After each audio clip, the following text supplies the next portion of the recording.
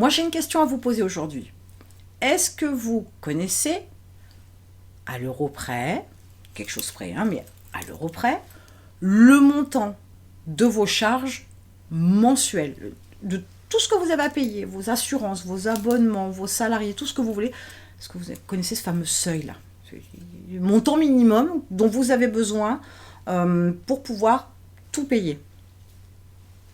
Vous ne le connaissez pas. Pourquoi? Vous ne l'avez pas calculé? Non.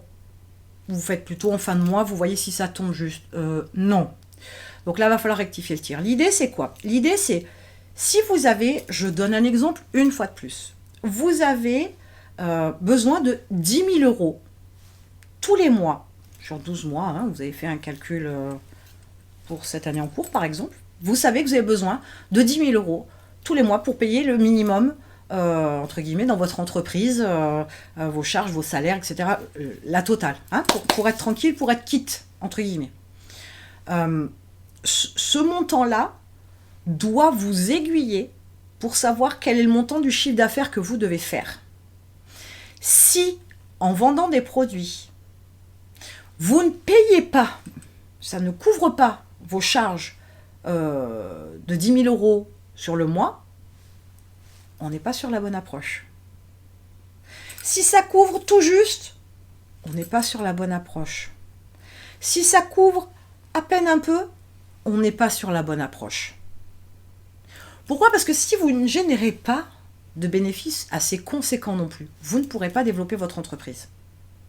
Si vous ne générez pas assez de bénéfices, vous ne pourrez pas investir dans votre entreprise. Donc, on n'est pas à 10 000 pile poil, en dessous, n'en parlons même pas, hein. On n'est pas à 10 000 pile poil, on n'est pas à 12-13 000, on est à plus que ça. Si votre approche dans votre entreprise ne vous permet pas non seulement de couvrir vos charges, mais un peu plus, enfin un peu, beaucoup plus on préférerait, mais ça dépend quel chiffre vous mettez sur un peu et beaucoup. Si ça permet pas de gérer davantage de bénéfices pour pouvoir développer votre entreprise, pour pouvoir investir, pour pouvoir embaucher, pour pouvoir, je sais pas moi, faire développer votre produit, etc., on n'est pas sur la bonne base de développement. Je ne sais pas comment vous le dire autrement. Donc il serait bien de vous poser, et je vous assure que ce n'est pas une histoire que de débutants, hein. J'ai eu des clients qui avaient des entreprises depuis un certain laps de temps, avec une certaine quantité de salariés, qui ne connaissaient pas ce fameux montant. Et qui forcément avaient des problèmes de trésorerie de temps en temps. Et le but étant de ne pas en avoir.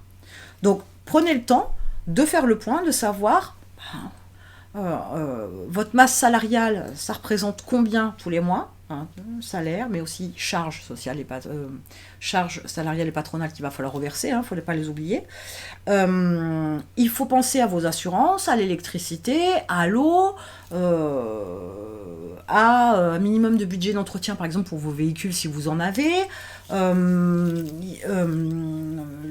les abonnements que vous pourriez avoir, divers et variés, hormis Internet, etc. Mais il y a peut-être des outils en ligne pour votre compta ou que sais-je. Il y a un seuil que vous devez atteindre quoi qu'il arrive en termes de chiffre d'affaires pour pouvoir payer tout ce que vous avez à payer. Mais je vous dis, ça ne doit pas être votre objectif. Je donne un exemple vite fait. Si vous avez donc ce fameux montant de 10 000 euros par mois qui vous paye toutes les charges, tout inclus. Je ne rentre pas dans les détails, j'emploie pas de mots compliqués, comme ça vous comprenez l'idée.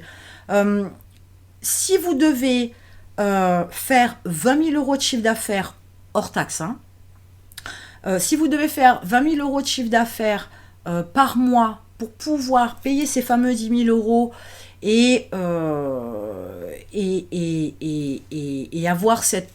Une fois de plus, je mets des guillemets parce qu'il y a des calculs à faire, mais ce bénéfice de 10 000 euros derrière, on est plutôt pas mal, on va pouvoir se développer. Mais pour autant, vous pourriez vous rendre compte que vous pourriez faire 100 000 euros de chiffre d'affaires, et pourtant, avec les besoins que vous avez eus pour pouvoir effectuer, par exemple, cette prestation de service, je sais pas, parce que ça pourrait être, moi, par exemple, je sais pas, moi, la construction d'une maison, alors que ça, c'est encore une autre démarche, mais imaginez que vous soyez obligé de prendre des intérimaires en plus, que vous soyez obligé d'acheter des matériaux, etc., un peu conséquents en termes de coûts, et que bah, votre client, il vous a négocié le tarif, etc. Il se peut qu'au final, vous ne dégagiez même pas 10 000 € de bénéfices. Et puis peut-être même que ça dégagera que juste de quoi payer vos charges. Ou même pas du tout. J'ai eu un exemple il n'y a pas très longtemps de quelqu'un qui est dans le bâtiment. Il a un chantier qui a fait 3 mois et demi, etc. Au final, sa marge, son bénéfice net, donc après impôts, etc., c'est même pas 10 000 €. Ok, donc il a travaillé quand même 3 mois et demi dessus. Hein. Donc faites le calcul. Oui, il a payé ses charges. Mais pour ce qu'il en a dégagé comme bénéfice, pour 3 mois et demi de boulot, ça va pas être suffisant. Donc là, il faut revoir les choses. Donc posez-vous. Voilà, il est temps de savoir quel est le montant dont vous avez besoin pour payer vos charges tous les mois. Je vous dis, ça peut être le local, vos bureaux, un local que vous louez, donc l'eau, l'électricité, les assurances, Internet, que sais-je encore, s'il y a des véhicules, etc., ben on prend en considération l'assurance du véhicule, on va prendre en considération, on va faire une moyenne de la consommation de carburant dont on va avoir besoin selon les déplacements. Il va y avoir tout un tas de choses à prendre en ligne de compte, mais il faut que vous déterminiez ce chiffre-là. Les chiffres ne mentent pas, vous le savez, je vous l'ai déjà dit, je le répète. Les chiffres ne mentent pas. Donc si vous avez besoin d'un minimum de 10 000 pour pouvoir payer ça, ok, ça va vous permettre de déterminer le chiffre d'affaires dont vous avez besoin pour pouvoir payer tout ça et avoir de la marge bénéficiaire derrière suffisamment conséquente pour vous permettre de vous développer. Sans ça, vous êtes sur le mauvais chemin. Sans ça, vos calculs ne sont pas bons. Sans ça, vos étapes, vos estimations, vos prévisionnels ne sont pas bons. Si vous avez besoin de faire 300 000 € de chiffre d'affaires dans l'année, pour assurer le minimum et avoir, je sais pas moi, 10% en marge bénéficiaire, peu importe, brut, je suis sympa, je reste brut, donc je ne pas passer honnête tout de suite, donc avant impôt, etc. Le truc, c'est que ça ne va pas suffire pour vous développer, mais c'est aussi une manière de comprendre si vous êtes sur la bonne voie ou pas pour réussir. Parce que 200 000 € de chiffre d'affaires, si vous en reste 5 000 à la fin du mois, à la fin de l'année, donc oui, 200 000 € de chiffre d'affaires annuel. Si vous en reste 5 en bénéfice, 5 000 en bénéfice à la fin de l'année, vous n'êtes pas super rentable, hein, et vous n'êtes pas hyper successful hein, sur le coup. Hein. Pour dégager que 5 000 € de bénéfice, on n'est pas terrible. Hein. Là, on sort... c'est un peu comme le salaire, juste on a payé ses factures, machin, et il n'y en a pas de trop, quoi. On ne va pas aller au resto tous les jours, hein, on est bien d'accord. Donc, il est important de se reconcentrer aussi sur les chiffres pour avoir des indications sur la marche à suivre, sur les stratégies, sur les besoins que vous avez en termes de chiffre d'affaires, et donc les stratégies à mettre en place pour pouvoir atteindre ce chiffre d'affaires. Ça a plus de sens. On n'y va pas au hasard, on n'attend pas de voir ce que ça va donner le mois prochain, ni l'année prochaine, ni encore moins se plaindre sur la conjoncture économique du moment. Voilà, donc ne vous trompez pas de cheval de bataille. Mais très clairement, si vous ne mettez pas le nez dans vos comptes et que vous n'avez pas ce montant-là en tête, ce n'est pas une bonne chose.